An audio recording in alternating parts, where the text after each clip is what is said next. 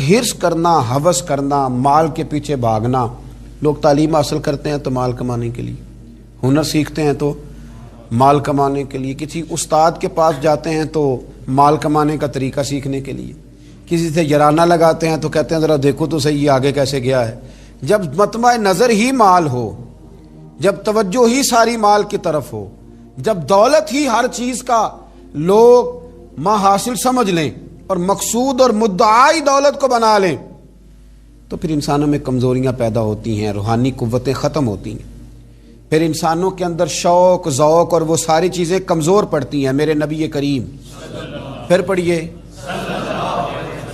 خوش ہو کے پڑھیے، نبی کریم صلی اللہ تعالی علیہ وآلہ وسلم نے نا ہمیں یہ سکھایا ہے، بتلایا ہے کہ قناعت کرو، تھوڑے پر راضی رہنا سیکھو. اور حضور علیہ الصلوۃ والسلام نے ارشاد فرمایا، مسند امام احمد بن حنبل میں حدیث موجود ہے، فرمایا اللہ تعالیٰ سے ایسی خواہشات سے پناہ مانگا کرو جو خواہشات تمہیں عیب میں ڈال دیں، اور فرمایا ایسی خواہش سے بھی اللہ کی پناہ مانگو جو خواہش پوری کرو تو وہ خواہش ایک اور خواہش میں ڈال دے. اللہ کی پناہ مانگو اس خواہش سے کہ جو پوری کی جائے تو پھر ایک اور خواہش میں تمہیں ڈال دے. اس سے اللہ تعالیٰ کی پناہ مانگو، پناہ مانگو، اللہ تبارک و تعالیٰ کی پناہ مانگو. بزرگوں نے لکھا ہے، حضرت محدث ابن جوزی علیہ رحمہ نے، کہ ایک شخص تھا، اس کے گھر میں ایک ناگن رہتی تھی. ناگن، وہ ناگن سونے کا انڈا دیتی تھی. بزرگ جب حکایات بیان کرتے تو سمجھانے کے لیے بیان کرتے. سونے کا انڈا دیتی تھی. اس ناگن نے اس طرح کیا کہ ایک دن اس کے گھوڑے کو ڈس لیا، گھوڑا مر گیا. گھر والوں نے شکایت کری کہ اس کو مار دینا چاہیے، گھوڑا آج اس کے ڈسنے سے مر گیا، یہ ناگن ہے، سونے کا انڈا تو دے گی لیکن ڈسے گی بھی ضرور، یہ ناگن ہے، انڈا سونے کا دے گی پر ڈسنا اس کی فطرت ہے، یہ ڈسے گی بھی. اس نے کہا بھی کوئی بات نہیں، سونے کے انڈے سے کئی گھوڑے آ جاتے ہیں، مر گیا تو کیا ہوا. کچھ دنوں کے بعد اس ناگن نے کتے کو ڈسا، کتا بھی مر گیا. گھر والوں نے شور مچایا کہ یہ ناگن ہے تو اسے دودھ پلاتا ہے، یہ سونے کا انڈا تو دے گی پر ڈسے گی بھی، اس لیے کہ ڈسنا اس کی فطرت ہے، اس کی طبیعت ہے. اس نے کہا کوئی بات نہیں، سونے کے انڈے سے کئی کتے خریدے جا سکتے ہیں. کچھ دنوں کے بعد اس نے پڑوسیوں کے کچھ جانوروں کو بھی ڈسا. لیکن جب انسان کی آنکھوں کے سامنے سونے کے انڈے کی اینک لگی ہوتی ہے نا، پھر کتنے لوگ ڈسے جا رہے ہیں اس کی پرواہ نہیں ہوتی. جب سونے کے انڈوں کی اینک لگ جاتی ہے پھر کتنے غریبوں کی کٹیا جلتی ہے پر اس کی پرواہ نہیں ہوتی. جب سونے کے انڈوں کی اینک لگ جاتی ہے پھر کتنے رشتے ٹوٹتے ہیں، لوگ پرواہ نہیں کرتے. سونے کے انڈے کی اینک لگی ہوئی تھی. پھر ایک وقت ایسا بھی آیا کہ اس شخص کا ایک ہی جوان بیٹا تھا، ایک ہی بیٹا، جس کے لیے، جس کی طرف دیکھ دیکھ کے ماں باپ جیتے تھے، جو ان کی آرزوؤں کی امیدوں کا مسکن تھا، جو ان کی آنکھوں کی ٹھنڈک تھا، روشنی تھا. اس ناگن نے پھر اس بچے کو ڈسا، اور جب اس بچے کا جنازہ اٹھا تو پھر اس نے ہاتھ میں ڈنڈا پکڑا، اور ڈنڈا پکڑ کے جب وہ مارنے لگا نا ناگن کو، تو اس کی بیوی کہنے لگی اسے نہ مار، اپنے اندر کے لالچ کو ڈنڈا مار، اپنے اندر کی اس حرص کو، اس ہوس کو، اس طمع کو، جس نے آج میرے بیٹے کی جان لے لی، جس نے ایک ماں کی گود اجاڑ ڈالی، جس نے اس گھر کی ساری خوشیوں کو تباہ کر دیا، اس لالچ پہ ڈنڈے برسا، جس نے تباہ کر کے رکھ دیا ہر چیز کو، جس نے کچھ بھی آج باقی نہیں چھوڑا. بے قدراں کچھ قدر نہ جاتی، کیتی خوب تسلی ہو، اے دنیا دار پجاری زر دے، کتیاں دے گل ٹلی ہو. میرے نبی کریم علیہ السلام نے فرمایا دنیا کا مال مردار ہے اور طلب کرنے والے کتے. مردار مال کو طلب کر رہے ہیں. بیٹے کا جنازہ اٹھ گیا، اب کیا فائدہ ہوا؟ آج روحوں کے جنازے اٹھ رہے ہیں، آج دلوں کے جنازے اٹھ رہے ہیں. آج تن کے اجلے لوگوں کے من کے اندر کچھ بھی موجود نہیں، مردہ روحیں، مردہ دل، مردہ خیالات. ہر چیز مائنس کر کے جو چیز پیچھے بچی ہے وہ صرف دولت ہے. ہر چیز مائنس کر کے ہمارے پاس جو پیچھے بچی ہیں وہ جائیدادیں ہیں. ہر چیز مائنس کر کے جو ہم نے بچایا ہے وہ دنیا کا مال ہے. باقی ہر چیز تباہ ہو گئی.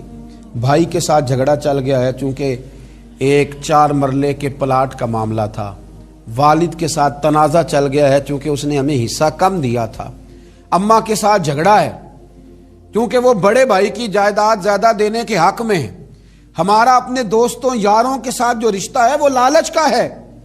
ہم نے ہر جگہ ہرس کا بازار گرم کیا ہے.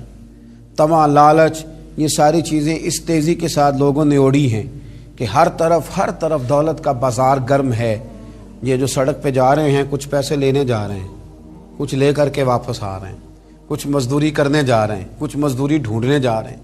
دولت ہی دولت کا ہر طرف انبار لگ گیا ہے. یوں محسوس ہوتا ہے کہ جیسے اب جو کسی سے سلام لیتا ہے تو وہ بھی پہلے سوچتا ہے کہ مجھے میسر کیا آئے گا. حضرت موسیٰ کلیم اللہ علی نبینا علیہ الصلاۃ والسلام، حضرت موسیٰ کلیم اللہ علیہ الصلاۃ والسلام کے زمانے میں ایک شخص تھا جو مستجاب الدعوات تھا. قوم جبارین کے پاس رہنے والا وہ شخص بلعم بن باورا اس کا نام تھا.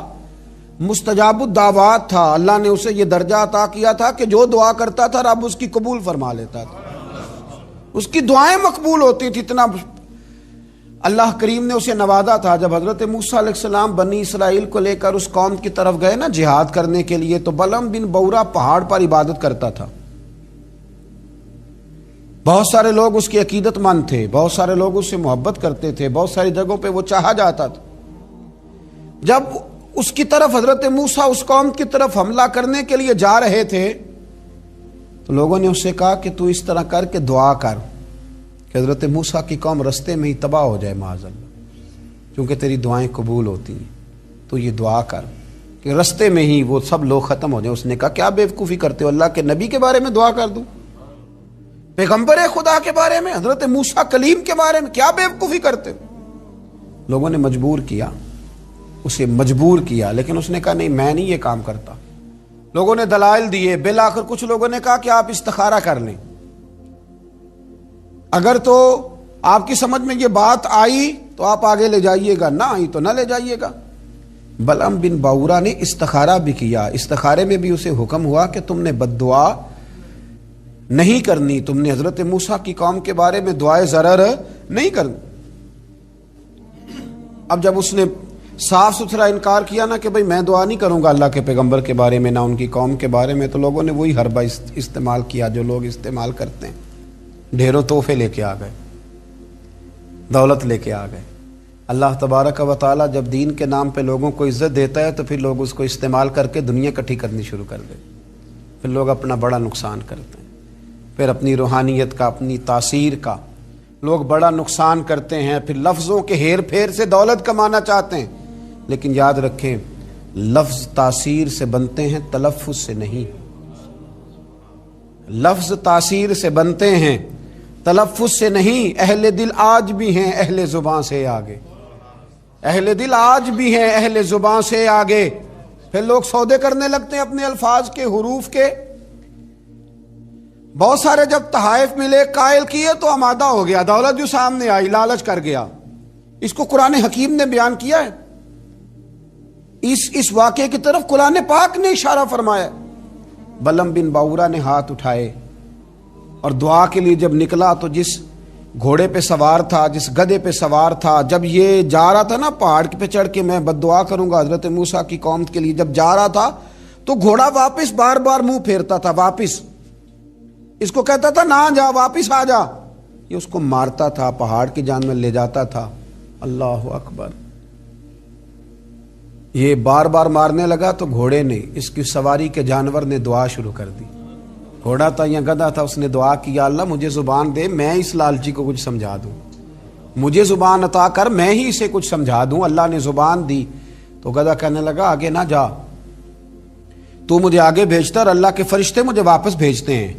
لیکن لالچ تھا نا طائف کا، دولت کا. جب چڑھا پہاڑ پہ اور حضرت موسیٰ کے لیے ہاتھ اٹھا کے قوم کے لیے بد دعا کرنے لگا تو لفظ حضرت موسیٰ کی قوم کے لیے ادا کرتا تھا، نکلتے اپنے لیے تھے اور ان لوگوں کے لیے تھے جنہوں نے دعا کے لیے کہا تھا.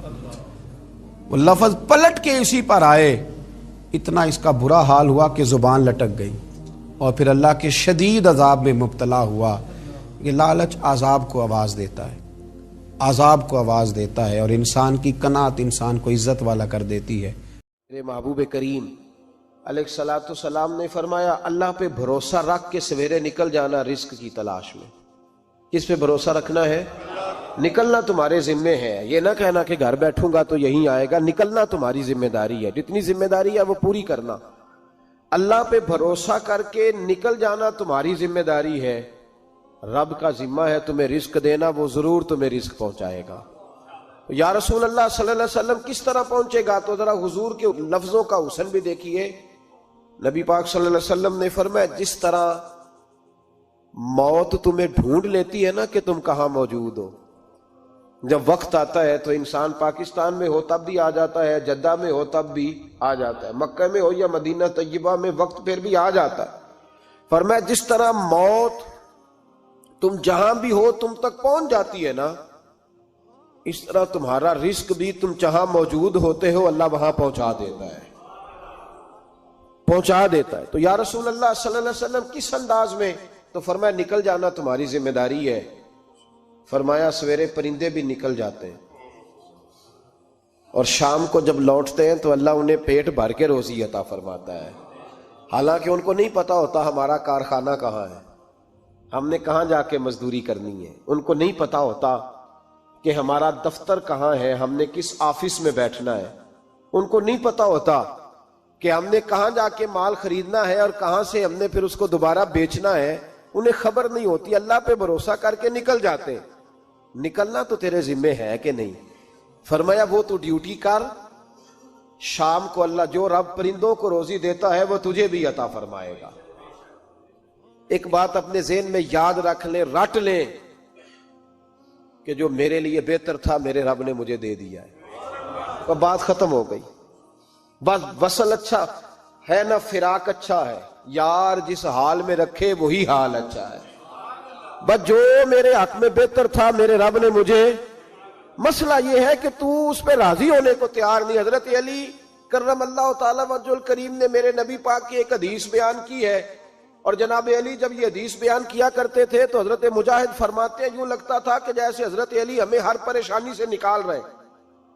مولا علی شیر خدا رضی اللہ تعالیٰ عنہ فرماتے ہیں کہ مجھے میرے نبی پاک صلی اللہ علیہ وسلم نے ایک طریقہ دیا تھا ٹینشن فری ہونے کا۔ آپ فرماتے ہیں مجھے تو بڑا راس آیا ہے، تم بھی اگر کر لو گے تو تمہیں بھی فائدہ دے گا۔ کہا وہ کیا؟ حضرت علی کہنے لگے محبوب علیہ السلام نے فرمایا تھا لوگو تم اللہ کے دیے ہوئے تھوڑے رزق پہ راضی ہو جاؤ، وہ تمہاری تھوڑی عبادت سے تم سے راضی ہو جایا کرے گا۔ بس تم 2 نفل بھی پڑھو گے تو اللہ راضی ہو جائے گا، تم 1 رکوع بھی سویرے اٹھ کے پڑھو گے تو وہ راضی ہو جائے گا، وہ تمہارے 313 درود شریف سے راضی ہو جائے گا، تم اس کے دیے ہوئے تھوڑے رزق سے راضی ہو جاؤ۔ ٹینشن اس لیے ہوتی ہے کہ ہم راضی نہیں جو اس نے ہمیں دیا ہے۔ وہ حل میں مزید کی جو دوڑ ہے نا، حل میں مزید کی، بے قدرہ کچھ قدر نہ جاتی، کیتی خوب تسلی ہو، دنیا دار پجاری زردے، کتیاں دے گل ٹلی ہو، بک بک روشن اکھیاں تکیو ویکھ حویلی کلی ہو، تے کوچ نصیر اساں جد کیتی پہ جانی تھر تھلی ہو۔ تو یاد رکھیں یہ جو ہے نا مصیبت کے مال آ کیوں نہیں رہا، وہ سامنے والا پلاٹ میرے گھر کے سامنے ہے گھر کے سامنے، پر رجسٹری میرے نام کیوں نہیں، یہ مصیبت سانس نہیں لینے دیتی۔ موٹر سائیکل کھڑی کرتا ہے نا جب آ کے دکان سے روٹی کھانے آتا ہے، دفتر سے گھر آتا ہے، کاروبار سے آتا ہے، تو جہاں موٹر سائیکل کھڑی کرتا ہے وہ ٹینشن بڑی ہے کہ کبھی میری ہو جائے نا یہ والی جگہ بھی، تو میں یہاں بھی بورڈ لگاؤں اپنے نام۔ اس نے مالی پریشانی پیدا کی۔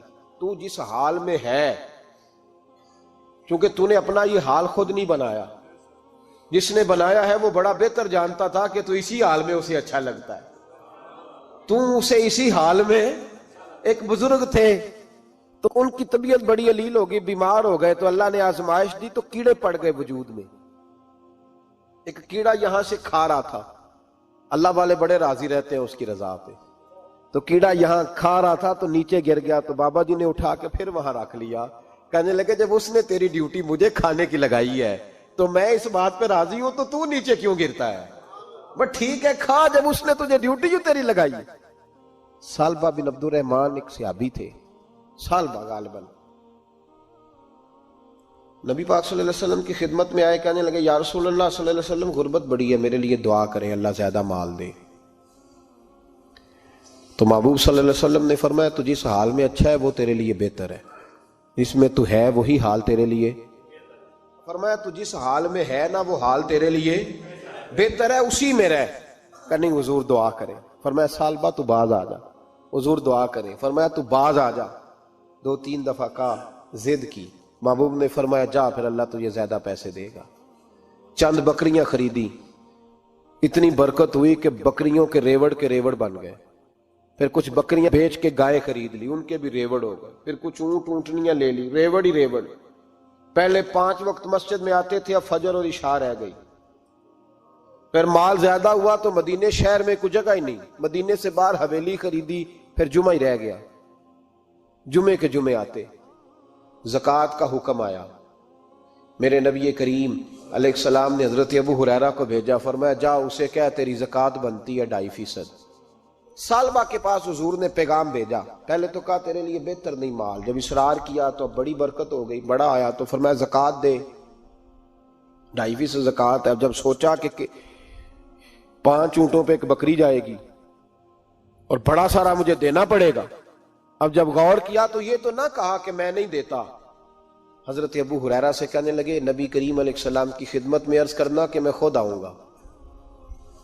حضرت ابو ہریرہ نے آ کے عرض کی یا رسول اللہ صلی اللہ تعالی علیہ وسلم، حضور وہ کہتے تھے میں خود آؤں گا، تو کہتے ہیں محبوب نے ٹھنڈی سانس لی، فرمایا اسے کہا تھا کہ تیرے لیے مال بہتر نہیں، اب ہلاک ہو گیا، ہائے افسوس ہلاک ہو گیا۔ ان کو بھی تھوڑی دیر کے بعد احساس ہوا کہ یہ میں نے کیا کیا، نبی پاک کو ہی کہہ دیا نہیں ہے، حضور کو کہہ دیا بعد میں آؤں گا۔ اب دوڑے آئے، عرض کی حضور میں سارا کچھ لے کے آیا ہوں، قبول کر لیں۔ محبوب نے فرمایا گویا بلال حبشی کی خشک کھجور بھی قبول ہے، اور صہیب رومی ایک اٹی بان کی لائے تو وہ بھی قبول ہے، اور عمار بن یاسر اور مصعب بن عمیر اگر 2 دینار دے جائیں اور کوئی پرانا جوڑا کسی سپاہی کے لیے چھوڑ جائے تو وہ بھی قبول ہے، لیکن تو اپنا لاکھوں لے کے چلا جا، تیرا کوئی نہیں قبول، معاف کر دیں۔ فرمایا جا معاف کیا، پر پیسے لے کے نہ آنا۔ اگلے سال پھر آئے، بندے ہوئے ہاتھ ہیں، محبوبہ میں دولت کا کیا کروں گا، آگ لگانی ہے، قبول کر لیں۔ فرمایا تو لے جا، تیرا نہیں قبول، گرا جو ان کی نگاہ سے وہ سنبھل نہیں سکتا۔ حضور نے وصال ظاہری کیا تو جناب صدیق اکبر کے پاس آئے، لاکھوں کا مال، ابو بکر قبول کر لو، تو جناب صدیق اکبر کہنے لگے اس کا کر لوں جس کا نبی نے نہیں کیا، چل جا کوئی نہیں چاہیے۔ حضرت عمر کے زمانے میں قحط پڑ گیا، بارشیں نہیں ہوتی، غلہ نہیں ملتا، حالات خراب ہے، مالی طور پہ بحران آ گیا، غربتیں، مجبوریاں، تکلیفیں، آ کے روئے، عمر میرا قبول کر لو، مجھے معافی تو مل گئی تھی نا۔ فرمایا معافی اپنی جگہ پہ، پر جس کا مصطفیٰ نے قبول نہیں کیا۔ بہت سارے لوگوں کو پتہ ہی نہیں کہ ان کا قبول ہی نہیں ہوا، اور وہ الجھے ہوئے، انہیں خبر ہی نہیں کہ اصل بات کیا ہے۔ فرمایا جس کا مصطفیٰ کریم نے قبول نہیں کیا، اب ہیرے اور جواہرات بھی لے کے آئے تو بھوکے مریں گے، پر اس کا قبول، اس بات پہ راضی رہو جس حال میں اللہ نے رکھا ہوا ہے، اس حال میں راضی رہو۔ یہ جو مصیبت ہے نا دیکھنی کہ وہ بھی میرے پاس، تمہیں کیا پتا، کبھی پوچھ تو صحیح اس سے وہ کس مصیبت کا شکار ہے، جو مالی طور پہ بڑا امیر ہے، تو اس کی طرف دیکھ کے اپنا دل برا کرتا ہے۔ بس جس حال میں رب نے رکھا ہے اس حال میں رہ۔ حضرت عثمان غنی کے زمانے میں تو وہ وصال کر گئے، لیکن بھائی تو جس حال میں تیرا رب تجھے رکھتا ہے اس حال میں رہ، تیری مالی پریشانیاں ختم ہو جائیں گی۔ اور پھر مالی پریشانیوں کے کچھ اور اسباب بھی ہیں۔ امام شافعی فرماتے ہیں جن گھروں میں لوگ فجر کی نماز کے وقت سوئے ہوتے ہیں ان گھروں میں رزق نہیں آتا۔ آپ فرماتے ہیں فجر کا وقت اللہ کے دینے کا وقت ہے، اس وقت اللہ بانٹتا ہے۔ حضور صلی اللہ علیہ وسلم کا فرمان ہے نا حدیث میں کہ تہجد کے وقت اللہ پہلے آسمان پہ نزول اجلال فرماتا ہے جو اس کی شان کے لائق ہے تہجد کے وقت، اور وہ کہتا ہے مانگو میں تمہیں عطا کروں گا۔ لینے کی باری آئے تو بندہ سمیٹ سماٹ کے اندر گھس جائے۔ ہمارے ہاں یہ ہوتا ہے کہ عشاء کے بعد بچے بیٹھتے ہیں موبائل لے کے، تہجد کا وقت آتا ہے تو ان کی آنکھیں بند ہونی شروع ہوتی، تو لینے کے وقت تو سویا تھا، ذرا مسئلہ کیسے حل ہوگا؟ بھائی جب کوئی آدمی خیرات بانٹ رہا ہو تو جو پیالہ پیچھے کر لے اسے ملے گا؟ کہتے اس وقت آنا جب میں بانٹ رہا تھا، اب تو کدھر آ گیا ہے؟ مثال دے رہا ہوں۔ تو فجر کا وقت مانگنے کا ہے، تو ساری رات تو گزر گئی گیمیں کھیلتے، ٹی وی دیکھتے، اور جو لینے کا وقت تھا تو سو گیا، تو کیسے آئے گا تیرے پاس؟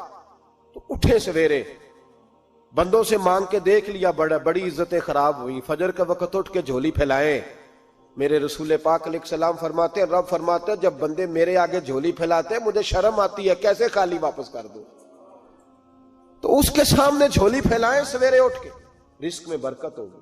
اور پھر ایک اور بات، پانچویں بات، رزق میں تنگی اس وقت ہوتی ہے جب ہم مال غلط جگہ پہ خرچ کرتے ہیں۔ اللہ مال دیتا ہے اپنے فضل سے، اور جب ہم اسے ضائع کریں، مثال دیتا ہوں، میرے پاس ایک شخص نے آ کے کہا حضرت جی بچی کی شادی ہے، یا میرا گھر میں کوئی بیمار ہے، یا بڑی آزمائش ہے، 10,000 کی ضرورت ہے، میں نے تھما دیا اس کو۔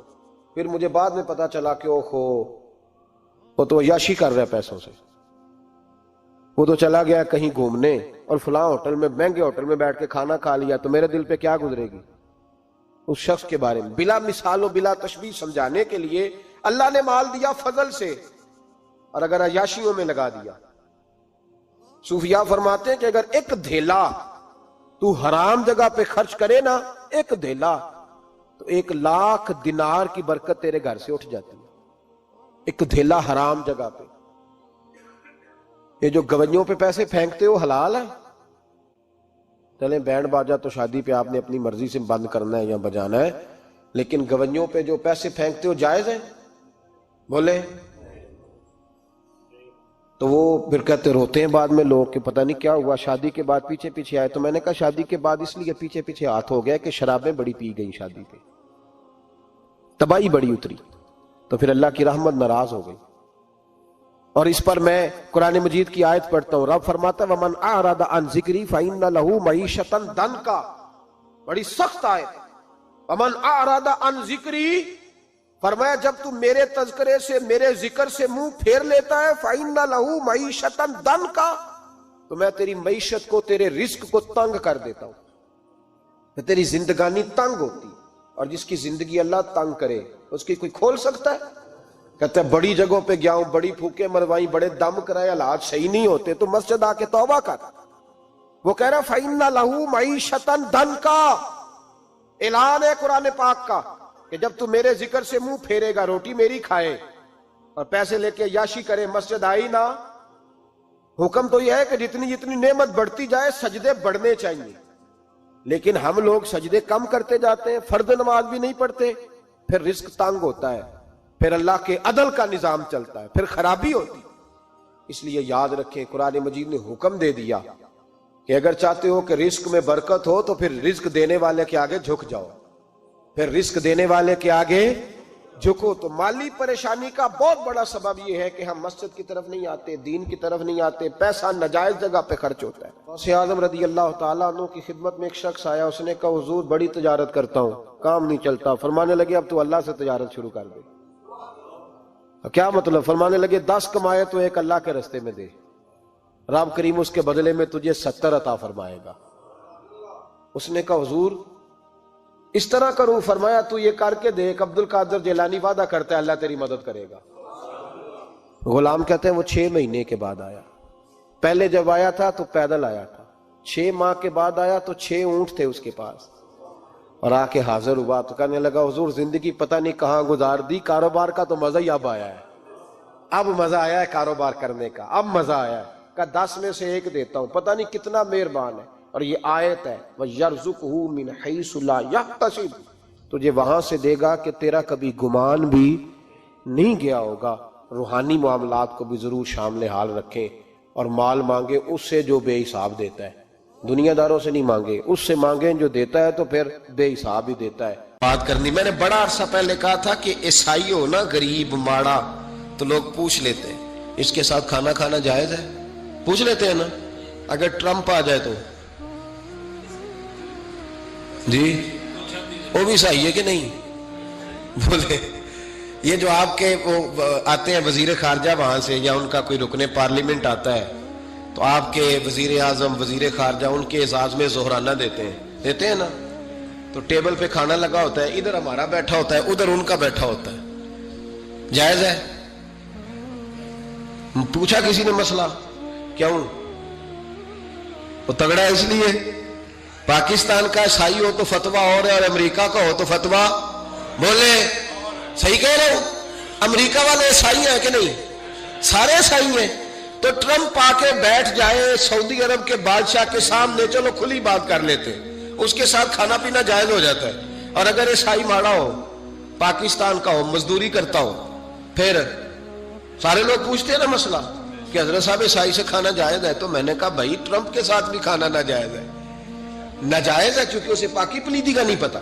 جن چیزوں کو آپ ناپاکی سمجھتے ہیں ان کو خبر ہی نہیں کیا کرنا ہے. ہوتا یہ ہے کہ جب اب دیکھیں نا, کچھ عرصہ پہلے لاہور میں ایک بڑا جنازہ ہوا تھا.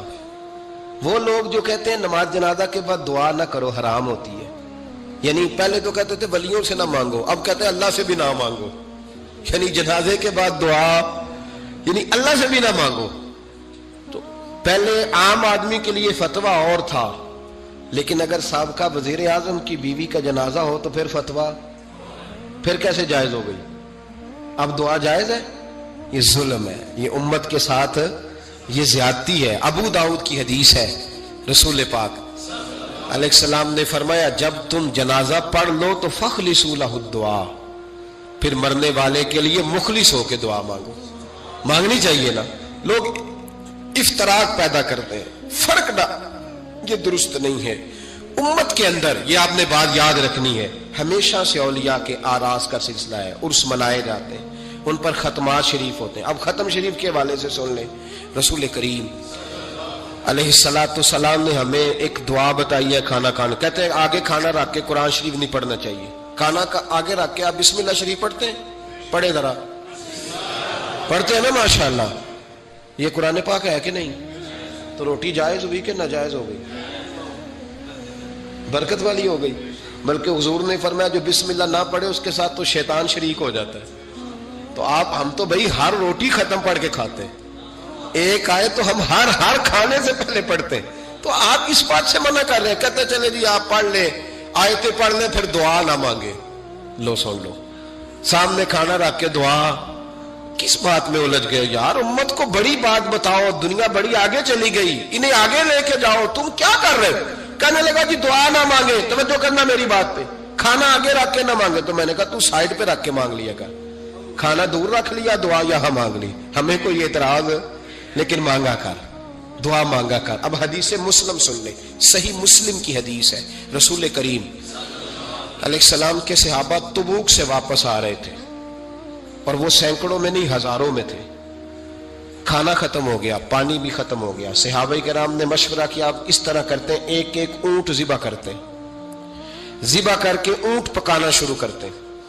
ختم شریف کی بات عرض کر رہا ہوں کیونکہ اب ختم ہو گیا. سارے جمع ہو کے حضرت عمر کے پاس گئے, کہنے لگے حضور اس طرح کریں, ہم ایک ایک اونٹ اب ذبح کریں گے اور اسے کھائیں گے.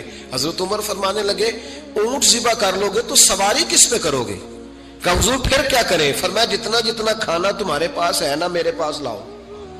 کسی کے پاس اتنی سی کھجوریں تھیں, کسی کے پاس آدھا کلو سرکہ تھا, کسی کے پاس چند بچے ہوئے ٹکڑے تھے, سارا کچھ حضرت عمر کے پاس لائے. جناب عمر نے اپنی چادر میں, اپنے صافے میں سارا کچھ باندھا, سیدھے دروازہ رسول پہ پہنچ گئے. نبی کریم علیہ السلام کے آگے کھانا رکھ کے, آگے لنگر رکھ کے حضرت عمر کہنے لگے یا رسول اللہ ذرا برکت کی دعا کر دیں. ہزاروں میں لشکر ہے. یہ نظریہ ہے جناب عمر فاروق کا, یہ طریقہ ہے حضرت عمر کا. نہ اس طرح کرو, امت کو نہ لڑاؤ. میرے رسول کریم علیہ السلام کے غلام نے, حضرت عمر نے کھانا آگے رکھا تو حضور مسکرائے. حضور کہنے لگے عمر تو طے تک ہی پہنچ گیا ہے. حضور مسکرائے اور مسکرا کے محبوب نے ہاتھ اٹھائے, دعا فرمائی.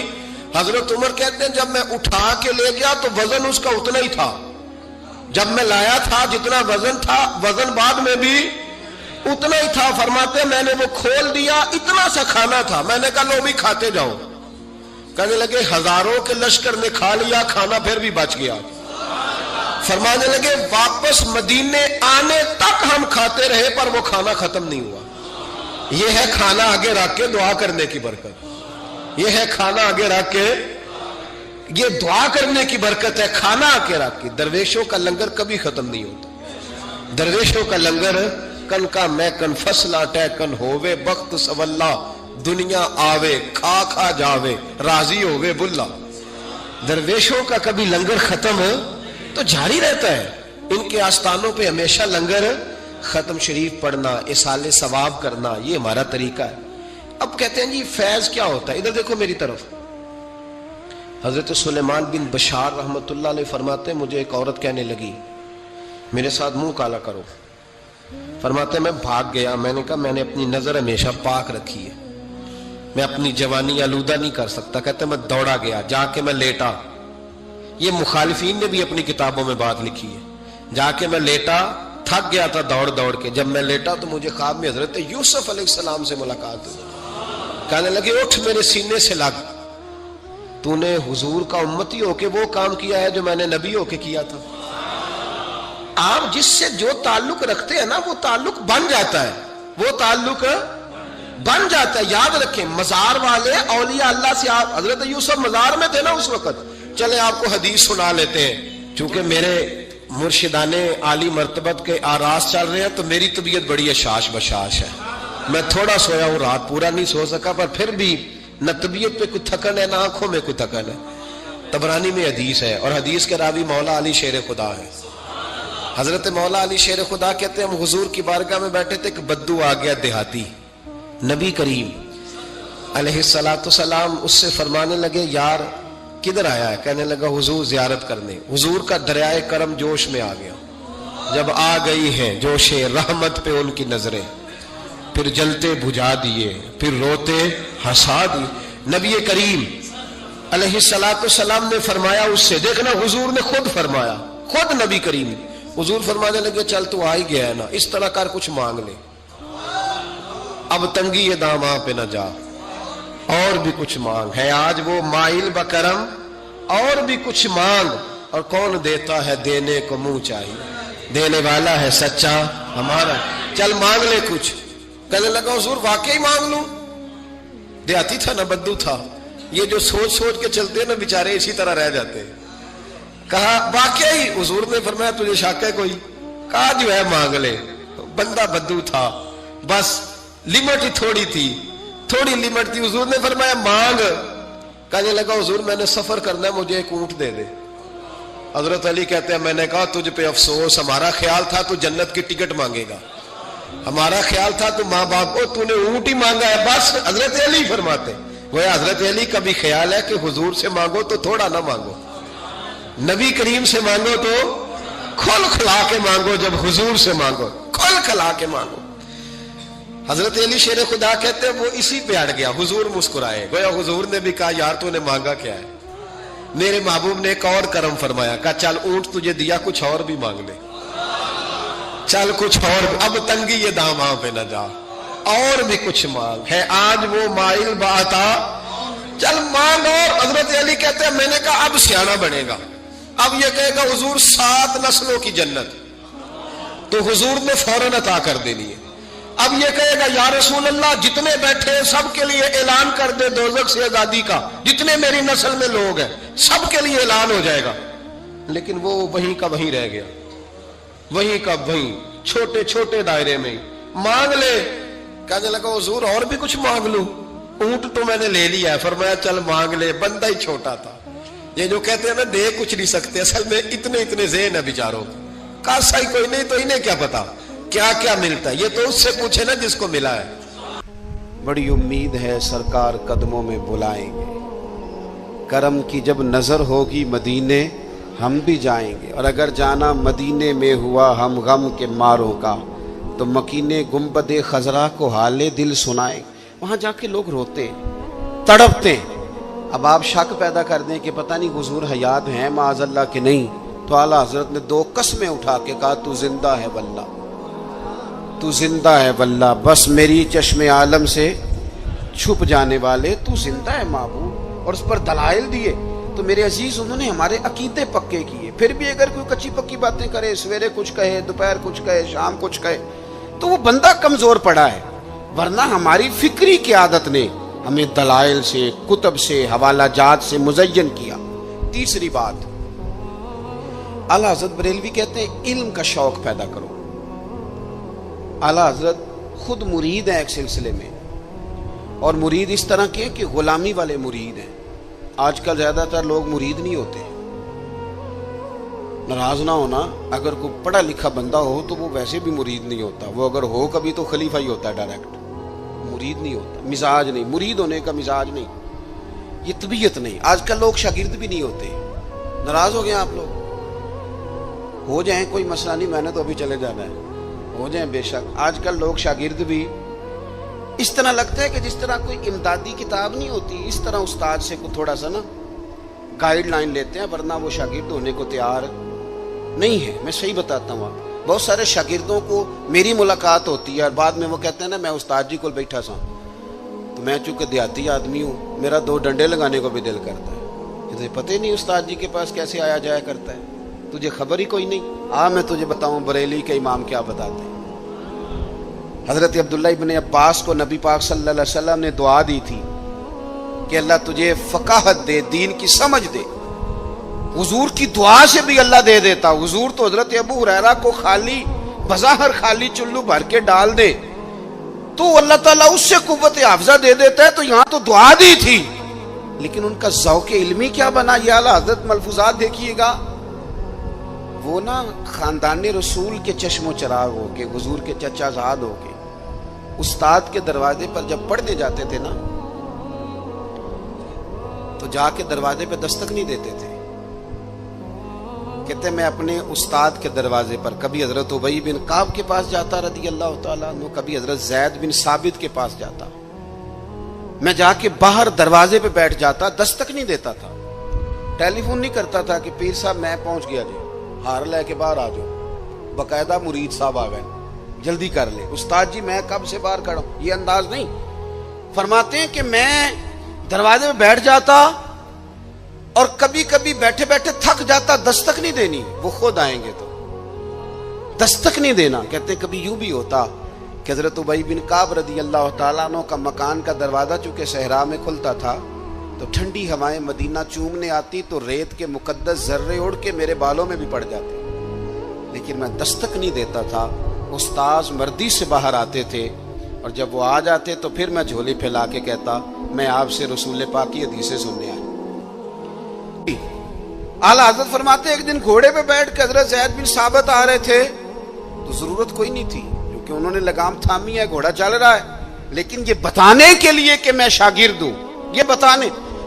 میں کبھی اتنا مصروف نہیں تھا زندگی میں جب آج کل اتنا مصروف ہوا ہوں.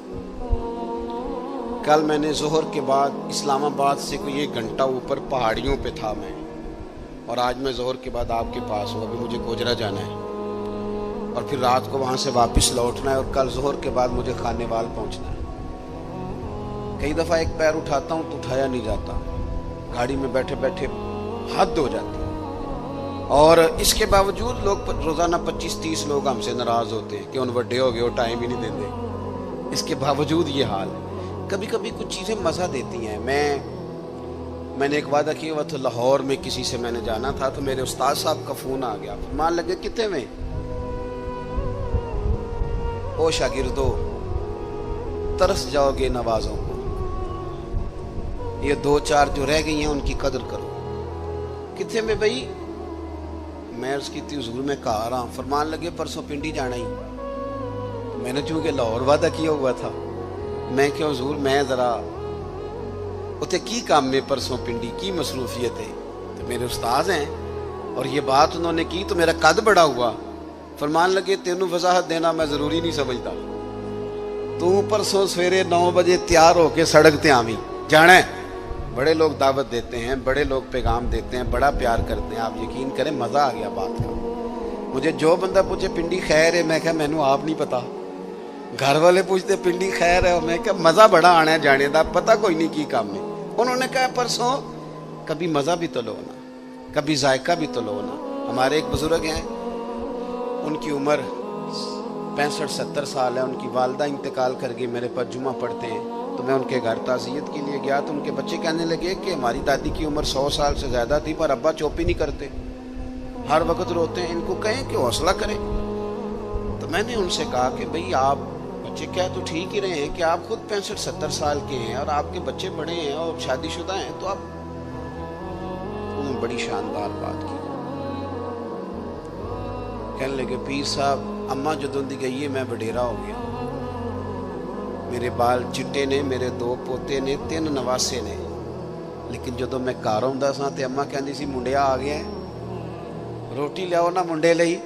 فرماتے یوں لگتا تھا نہیں بال سفید ہوئے ہیں پر میں ہوں ابھی جوان. جب تک آپ کا کوئی بڑا رہتا ہے آپ طاقتور رہتے ہیں. خود بخود اپنے آپ کو بڑا کرنے کی کوشش نہ کریں، کسی کو بڑا مانے، طاقتور رہیں گے، جان رہے گی، آپ کی پشت پہ کوئی کھڑا رہے گا. اور اگر نکل جاؤ گے چھتڑی سے تو طلبہ کرام یاد رکھنا کمزور پڑ جاؤ گے. اگر پشت پہ کوئی ہوتا ہے تو بندہ طاقتور ہوتا ہے. ضرورت نہیں تھی حضرت زید بن ثابت رضی اللہ تعالیٰ عنہ کے گھوڑے کی لگام تھامنے کی، پر اعلیٰ حضرت فرماتے ہیں کہ آگے دوڑ کے، حضرت عبداللہ ابن عباس نے دیکھا نا میرے استاد آگے، دوڑ کے جا کے گھوڑے کی لگام پکڑی. تو حضرت زید بن ثابت کہنے لگے ہو میرے نبی کریم علیہ السلام کے چچا کے بیٹے یہ آپ کیا کر رہے ہیں؟ تو کہنے لگے ہمیں بتایا گیا ہے.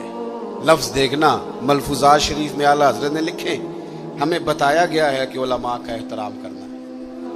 جب انہوں نے یہ کہا تو حضرت زید بن ثابت گھوڑے سے نیچے اتر آئے، اور نیچے اتر کے حضرت عبداللہ ابن عباس ان کے شاگرد تھے، ان کے ہاتھ چوم لیے. انہوں نے کہا جناب آپ یہ کیا کر رہے ہیں؟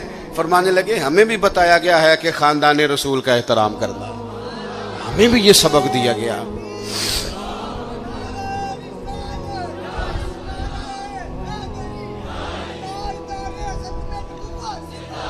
تو ذوق، علمی ذوق پیدا کریں، ادب والا ذوق پیدا کریں، اور علم سیکھیں تو عمل کرنے کے لیے، صرف تقریر کے لیے، بحث کے لیے، کل کو ڈگری لینے کے لیے نہیں. آپ علم اس لیے سیکھیں، جب نا علم خالی تقریر بن جاتا ہے نا، اور علم خالی تدریس بن جاتا ہے، پھر وہ اس طرح کا بھی بعض اوقات معاملہ بنتا ہے کہ عارف رومی کہتے ہیں کہ اگر تو صرف لفظ تجھے یاد ہے اور تو عمل نہیں نہ کرتا تو یہ لفظ تو طوطے کو بھی رٹا دیا جائیں گا تو وہ بھی رٹ لے گا، تیرا اور اس کا کیا فرق ہوگا؟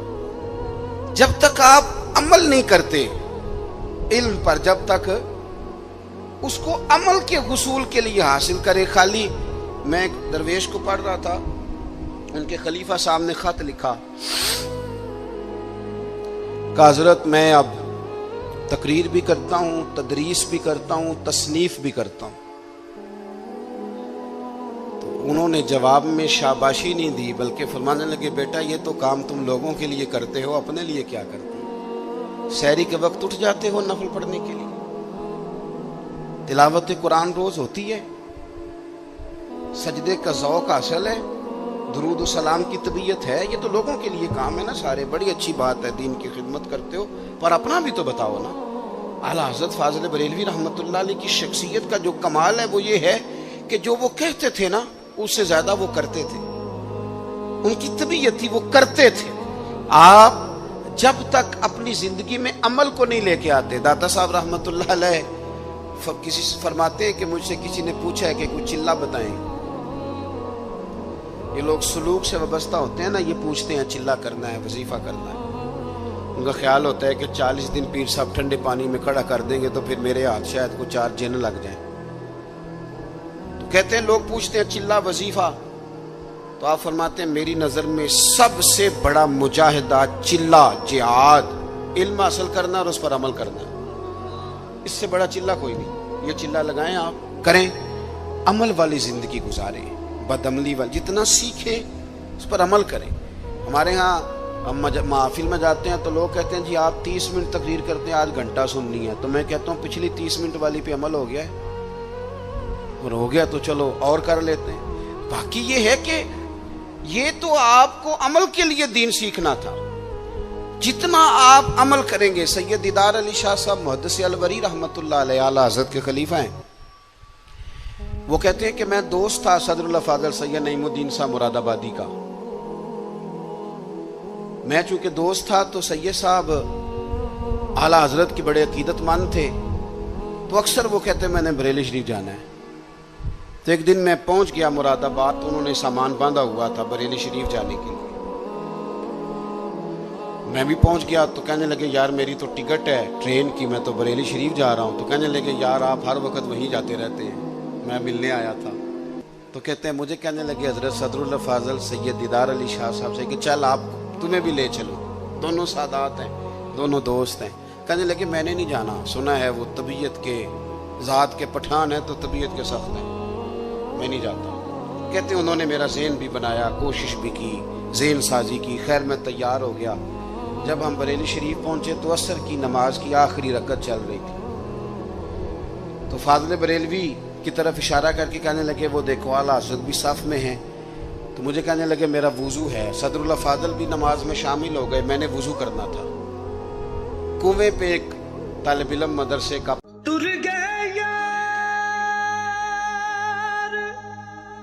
جدائیاں والے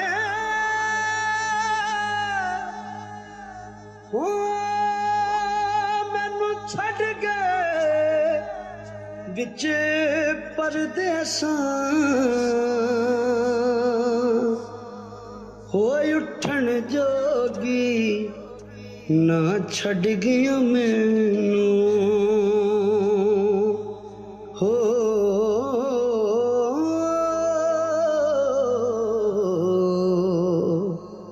بیٹھی ہنجواں